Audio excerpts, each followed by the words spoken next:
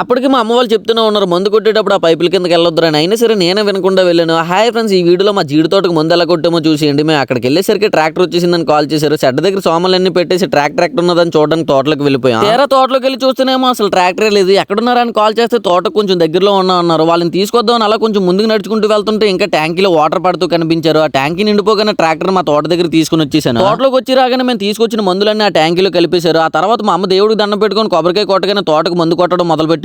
ఆ ట్రాక్టర్ ఉన్న ట్యాంకీకి 2 పైపులు ఉంటాయి. అలా ఒక్కొక్కరు ఒక్కొక్క పైప్ పట్టుకుని మందు కొడుతూ ఉంటారు. ముందైతే మా డాడీ చిన్న ట్యాంకీతో మందు కొట్టేవారు. కానీ అలా అయితే చాలా ఇబ్బంది అయిపోద్ది. మొత్తం తోట అంతా తిరిగేసరికి చాలా టైం పట్టేస్తుంది. అందుకని ఈ విధంగా కొట్టేస్తున్నాం. పెద్ద తోటలకి అయితే ఇలాగే కొడతారు, చిన్న తోటలకి ఎలా కొట్టేసినా పర్లేదు. నేనేమో తిన్నగా ఉండకుండా మందు కొట్టేసిన తర్వాత ఆ చెట్ల కిందకి వెళ్ళి ఉండేవాడిని. దెబ్బకి మొత్తం అంతా తిక్కగా అయిపోయింది. దాంతో పాటు ఎండ కూడా కాసేస్తుంది. ఇంకేం చేయాలో తెలియక తిన్నగా ఇంటికి వచ్చి డీప్ స్లీప్ చేస్తాను. నేను లేచేసరికి తోటకు మందు కొట్టడం కంప్లీట్ అయిపోయింది. స్నానం చేయగానే మొత్తం తిక్కంతా వదిలేసింది. ఇంతకీ ఈ వీడియో ఎవరి వరకు రీచ్ అయిందో కింద కామెంట్ చేసేయండి. సరే మరి వెళ్ళే ముందు మన అకౌంట్ ఫాలో అండ్ సబ్స్క్రైబ్